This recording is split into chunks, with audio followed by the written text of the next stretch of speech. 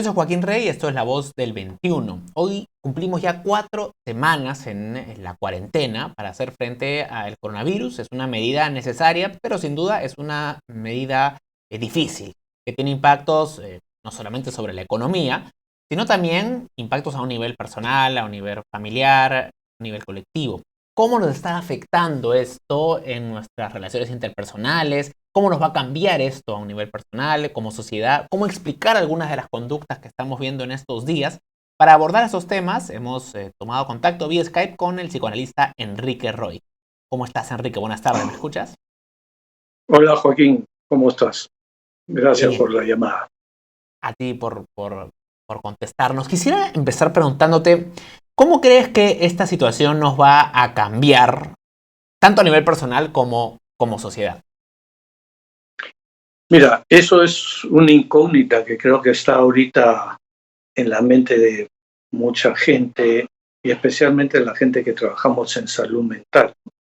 Yo pienso que eso depende mucho de cada persona, así como cómo van a ser las vivencias frente a esta situación, que es una situación complicada, es una situación de restricción y esto va a tener que ver con cómo estamos estructurados emocionalmente. No todos somos iguales, algunos tenemos mayor capacidad de resiliencia, otros tienen menos, y eso va a depender mucho de cómo nos hemos ido formando, cómo han sido nuestros lazos familiares, cómo ha sido la representación de seguridad que podemos tener a través de nuestras vivencias, el tipo de vínculo familiar, nuestra constitución, no solamente emocional, sino temperamental, en fin, como puede ver, son una serie de factores bastante complejos.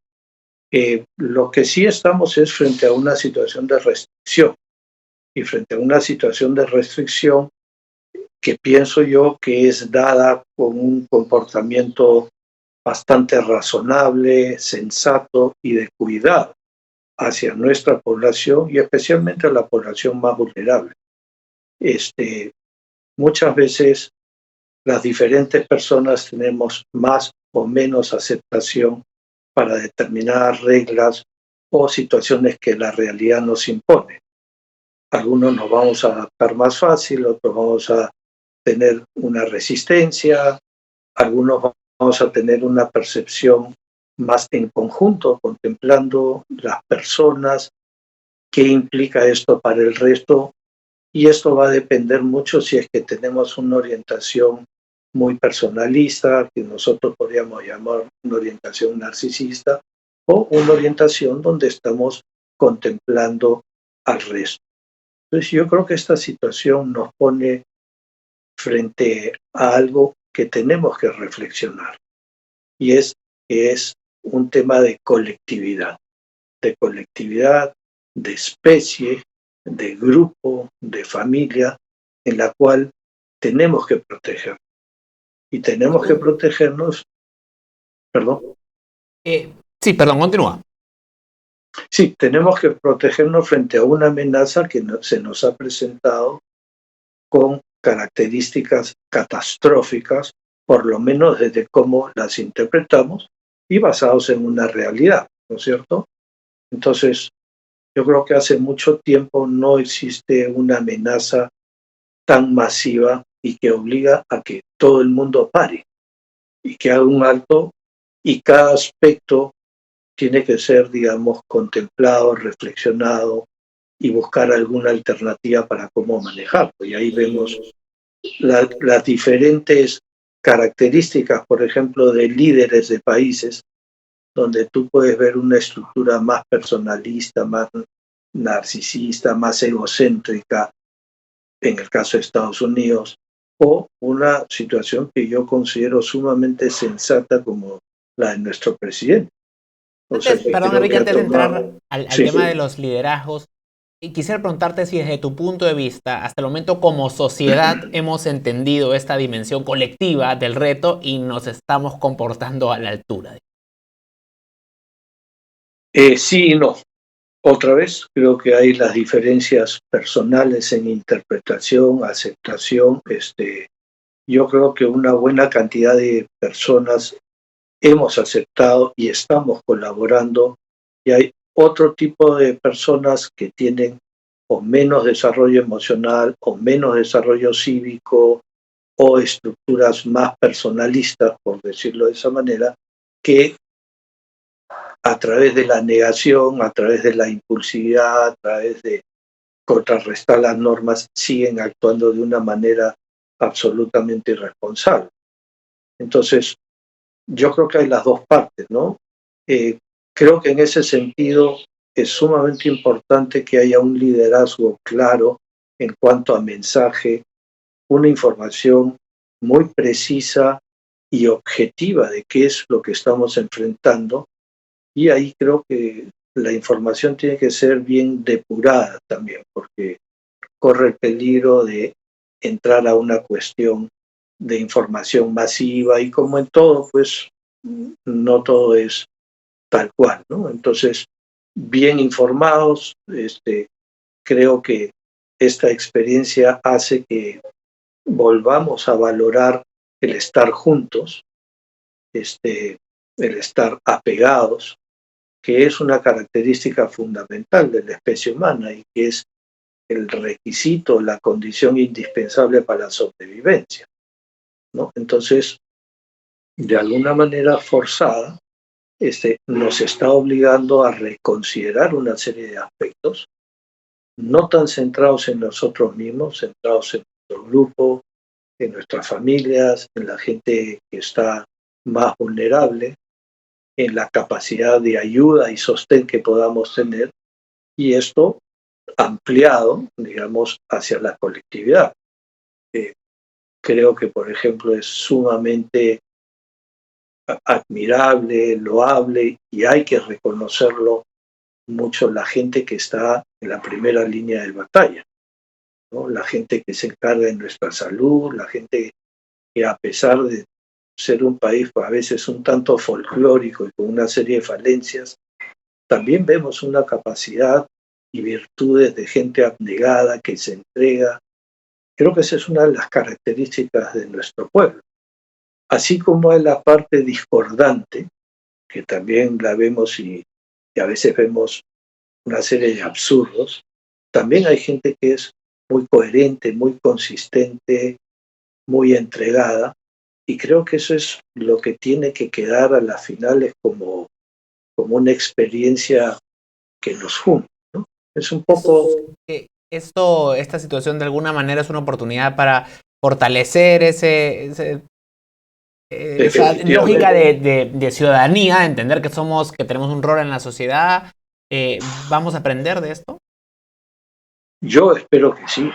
O sea, por lo menos vamos a tener un aprendizaje temporal, porque las circunstancias nos lo ameritan, nos lo mandan, y es un hecho al cual no podemos estar sin que esté sumamente presente.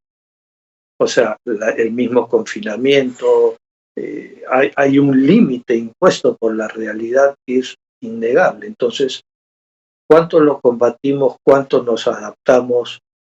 ¿Cuánto sublimamos? Es decir, transformamos esto en una experiencia importante, enriquecedora.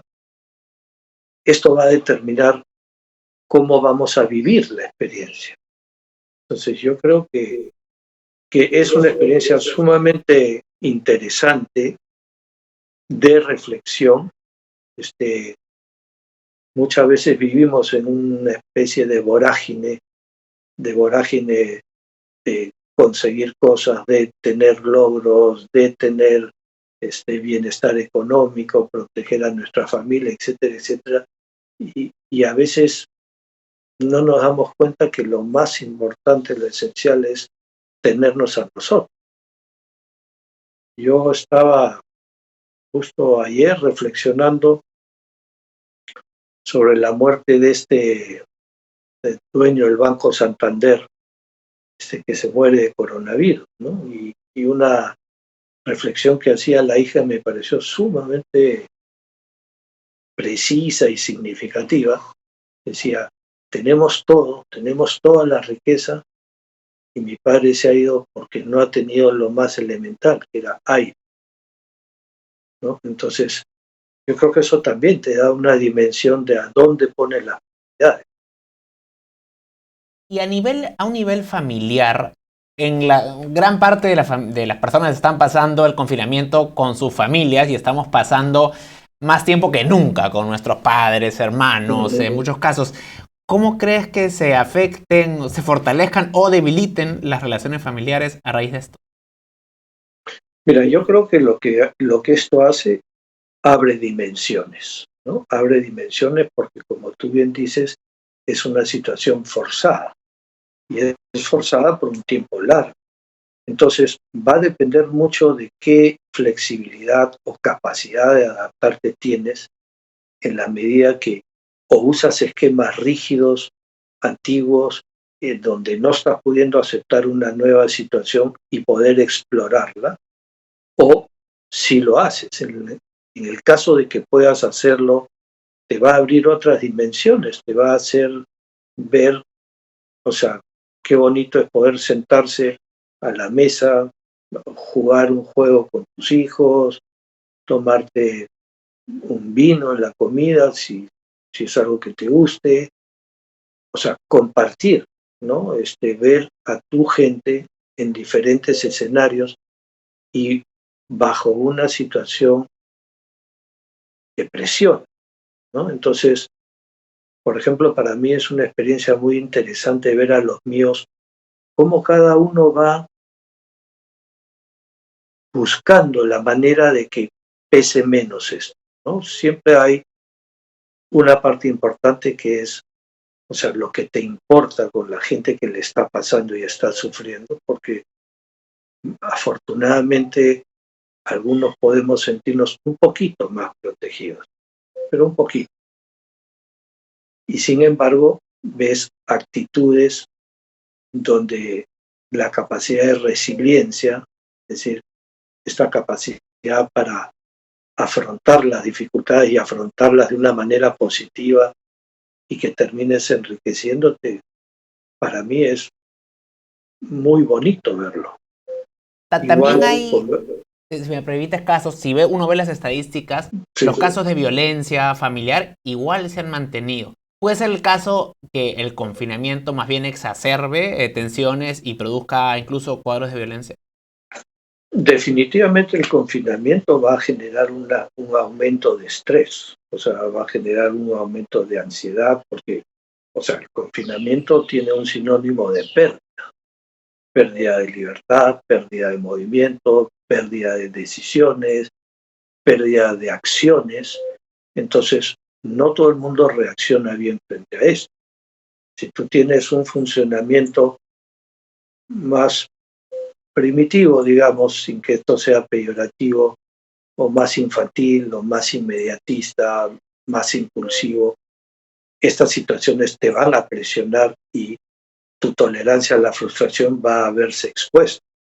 Si es muy baja, vas a tener actitudes impulsivas, violentas, es decir, tiene que ver con la capacidad de contenerte, de administrarte de una manera razonable. Ahora, ¿qué pasa? Que uno no está puesto en esta situación sin su propia historia. Entonces, detrás de esto hay modelos de funcionamiento que tenemos, que hemos adquirido de nuestras estructuras familiares, identificaciones con personajes, es decir, un poco como groseramente se podría ver o decir, en muchas circunstancias pues funcionamos como mono ve, mono hace. Es decir, ¿qué quiere decir? Que muchos de nuestros aprendizajes están mal más por el lado de la identificación que por la mención o el pensamiento, sino es un comportamiento de imitación. Entonces, si venimos de estructuras familiares donde no hay un control de impulsos, donde no hay una situación, digamos, de un manejo adecuado de la agresión, esto se traduce en violencia, definitivamente esta situación va a poner muchísimo más presión. Ahora, está claro que digamos no hay varita mágica para resolver esto, pero si tuvieras que recomendar a las personas y familias que están pasándola mal? ¿Cómo sobrellevar mejor esta restricción de las libertades, este repentino cambio? ¿Qué dirías? Mira, yo pienso que primero hay que tener una cosa en cuenta, ¿no? Que las emociones no son para siempre. Todas las emociones, las buenas, las malas, son temporales. Las crisis no son para siempre. Las crisis muchas veces nos plantean la ruptura de un sistema ya establecido, pero a la vez te dan la oportunidad de descubrir algo diferente. Entonces, si yo sé que voy a tener que quedarme de acá hasta fin de mes, yo tengo o la posibilidad de decir, ok, hasta fin de mes voy a ir buscando o hacer cosas que más me interesen, ya sea leer, escribir, ver películas, tocar música, lo que fuera, pero no con el tema de que faltan tantos días, porque lo que yo tengo que hacer es un cambio en mi mente para aceptar la situación y buscar sacar lo mejor de lo que se pueda, con las limitaciones y alcances que cada uno pueda tener. Yo sí creo, además, que es importante entender que de cómo pensamos y armamos nuestro pensamiento, las emociones van a seguir. Es decir, esto es como el caballo que jala la carreta. Entonces, si yo digo, pucha, no voy a poder trabajar, no voy a poder hacer esto, no puedo salir, no puedo hacer lo que me interese, sí, pues no puedo, pero puedo plantearme otras cosas. Y esto tiene un tiempo limitado. Después va a llegar un momento al cual voy a poder regresar y disfrutarlo más. Voy a apreciar tener. Entonces, depende mucho cómo uno afronta las cosas, sin que esto quiera decir que es una situación complicada, difícil. Hay mucha gente que no la está pasando bien, y no la está pasando bien porque tiene un estilo de vida, una manera de subsistir que es diario. Entonces, el chico que si no limpia sus 5 o 6 carros en el día, o quien no cuida, o quien no vende sus verduras, o quien no vende su pollo, etcétera, etcétera. O sea, son gente que está en otra situación. Y son situaciones mucho más apremiantes, son situaciones que te apretan mucho más. Y es ahí donde uno tiene que buscar cambiar un poco los esquemas, ¿no? O sea, entender que tiene un fin, que hay un tema de solidaridad, porque esa es otra cosa que encontramos, ¿no? Nuestro pueblo es un pueblo bien solidario y es un pueblo que está acostumbrado a cuidarse. El problema, creo yo, que se ha ido deformando hace mucho tiempo con temas como corrupción, como todas estas cosas que venimos viviendo, que ha ido desorganizándonos como estructuras familiares, como estructuras sociales. Pero yo creo que esto puede ser una situación que por lo menos temporalmente nos dé un espacio de reflexión, de sentirnos, de poder conectarnos con nosotros mismos y descubrir cosas de nosotros, tanto en nuestros miedos, ansiedades, como en nuestros recursos. Entonces, ¿es algo forzado? Sí. No tiene que ser un calvario, creo yo. No tiene que ser algo maravilloso, pero como todo en la vida, ¿no? Hay buenas y malas experiencias, buenas y malas cosas. Pues cuando tocan estas, hay que buscar afrontarlas de la mejor manera que podamos. Hay una serie de conductas que han llamado la atención, ¿no? Por ejemplo, esta obsesión que ha resultado ver con el papel higiénico, ¿no? O las aglomeraciones, aún sabiendo el riesgo que esto representa, esta cosa un poco obsesiva por ir a comprar todos los días, ¿no? ¿Cómo entenderlas? Mira, yo creo que de varias maneras, ¿no? el tema, por ejemplo, de las aglomeraciones es un tema donde hay esta sensación de urgencia de que si no lo tengo ahorita, inmediatamente no va a haber y entonces me invade un pensamiento catastrófico, esto va a ser terrible, mi familia se va a morir de hambre, etcétera, etcétera. Entonces, no importa, voy. Y yo creo que acá lo importante es tener confianza, en este caso en nuestras instituciones, en la gente que nos está liderando y que creo que está mostrando una actitud muy madura, sensible, con sus limitaciones, porque estamos en el Perú y el Perú tiene muchas limitaciones, pero creo que mientras hay una información transparente, hay una sensación de que estamos juntos, tanto la gente que dirige como las que somos dirigidos, yo creo que eso va a generar confianza, ¿no? Otra vez regresamos al tema si es que soy una persona con más conciencia social y de grupo o una persona más orientada, personalista, centrada en mí mismo y a mí que me importa, entonces vas a saber este tipo de cosas. Pero por otro lado, creo que hay una realidad tangible. O sea, si la gente no sale a conseguirse el sustento, esa olla está vacía.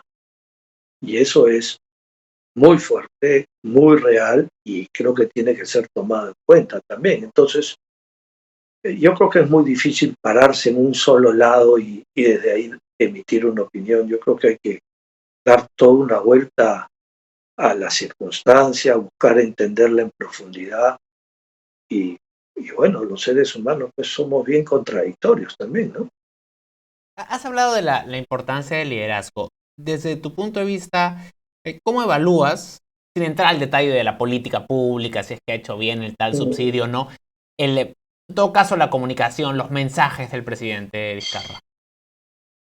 Mira, no los he visto todos, he visto ciertamente algunos, pero a mí lo que me ha llamado la atención es un tema de transparencia, un tema de querer realmente ponerse la camiseta. Eso yo creo que ha generado una sensación de confianza.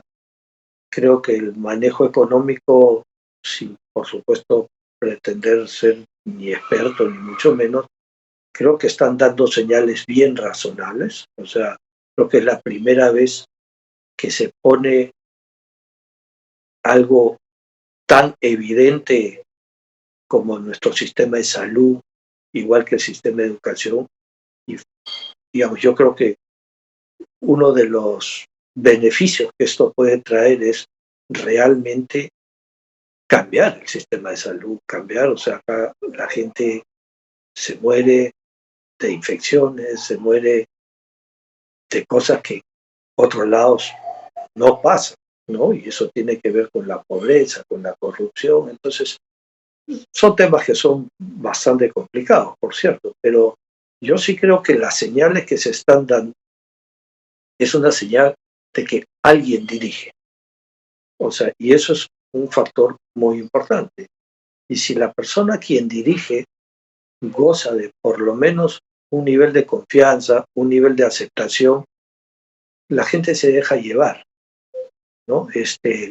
Ahora, sí me parece que lo que es fundamental es que haya un tema de transparencia continua, ¿no? Y yo creo que una de las cosas que a mí me ha parecido bastante razonable y bien es que también no solamente hablen de los logros, sino de las vulnerabilidades, con transparencia, ¿no? Y decir, en esto nos falta.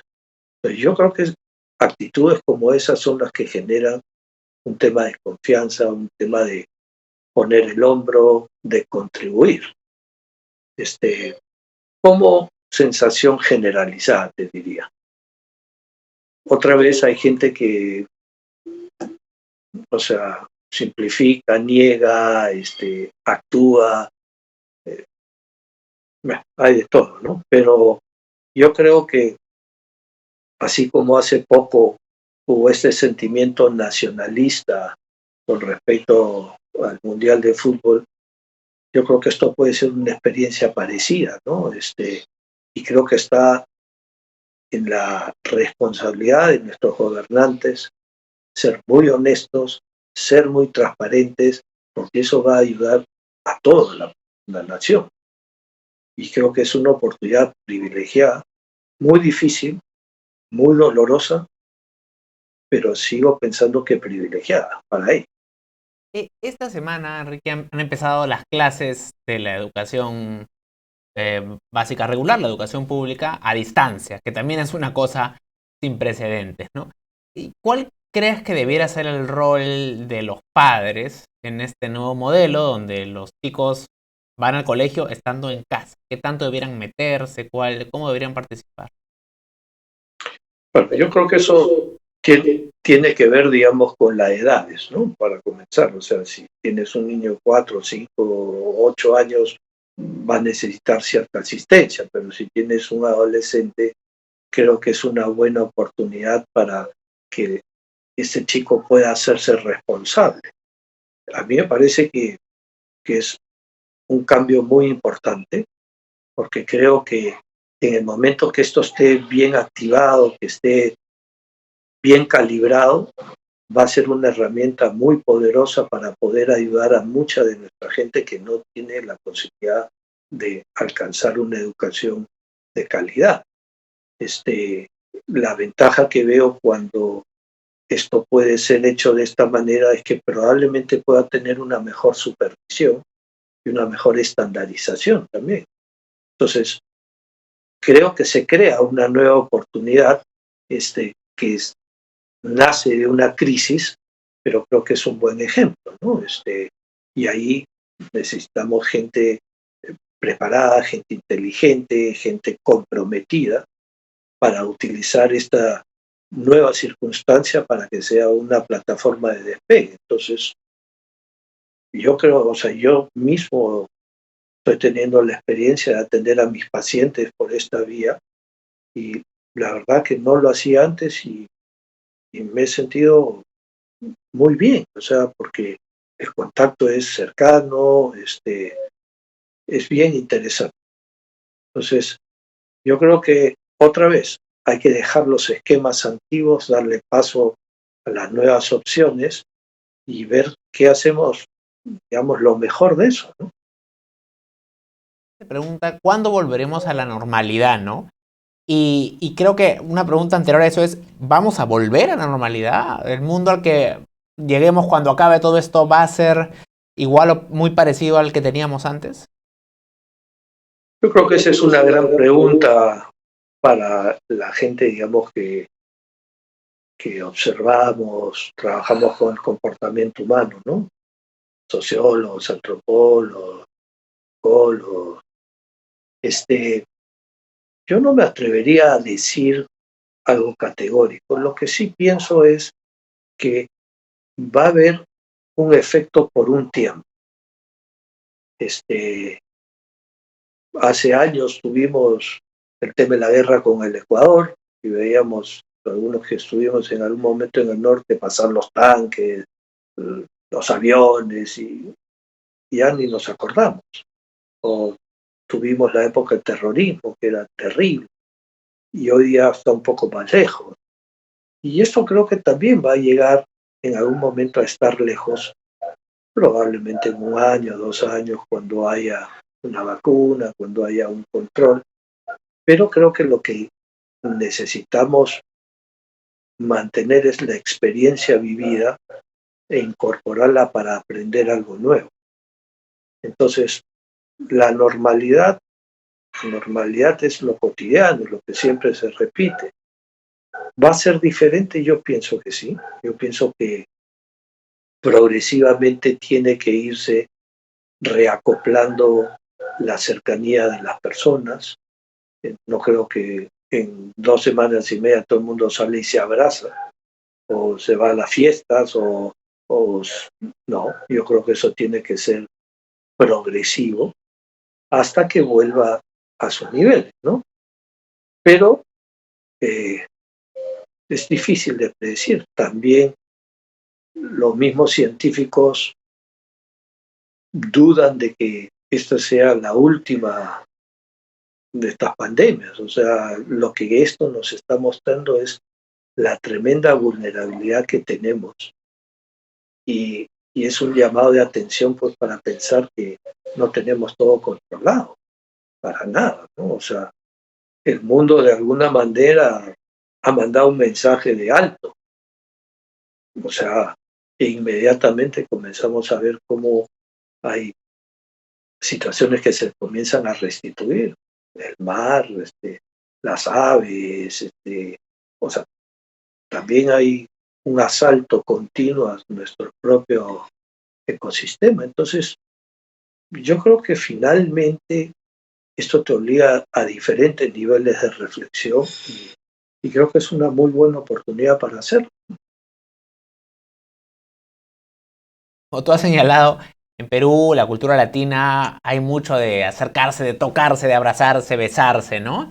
Eh, Hay gente que dice esto ya va a desaparecer, porque claro, como tú mismo has dicho, esta no será la última pandemia, ¿no? ¿Podríamos nosotros prescindir de esa Esperemos cercanía que sí, física? ¿no? Mira, yo creo que no hay que confundir fondo con forma. Este, encontraremos otra forma, pero yo creo que la cercanía afectiva, la búsqueda de los lazos emocionales está en nuestro ADN regional, ¿me entiendes? Entonces yo no veo que eso va a desaparecer.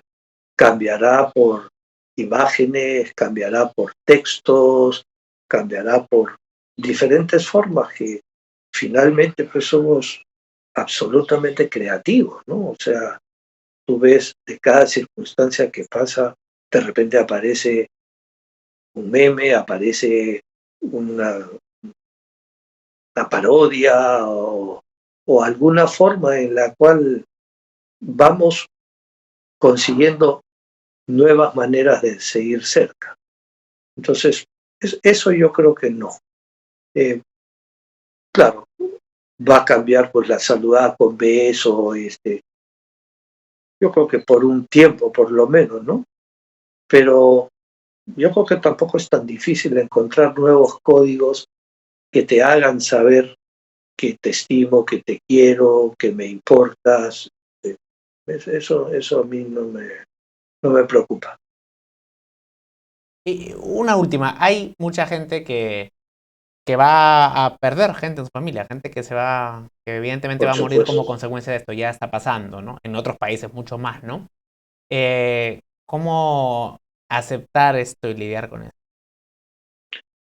Mira, yo creo que esto específicamente es una condición muy complicada porque por un tema sanitario, quien tiene un familiar que pierde por un coronavirus, o sea, no puedes ni despedir.